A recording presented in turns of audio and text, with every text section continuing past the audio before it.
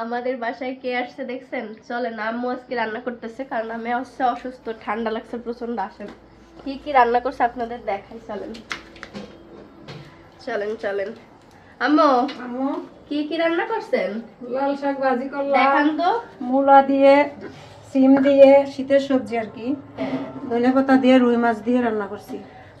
দেখছেন কালকে রাত্রে এসে ঢাকা থেকে ডাকাতের কবলে পড়ছিলাম, তাই না? আম্মু আমি আজকে মনে করছিলাম রাস্তার মধ্যে কেন জানি গাছ ফেলায় রাখছিল, পরে গাড়ি একটা তো অ্যাক্সিডেন্টই করছে, মানে ডাকাতরা এরকম করছিল হয়তো।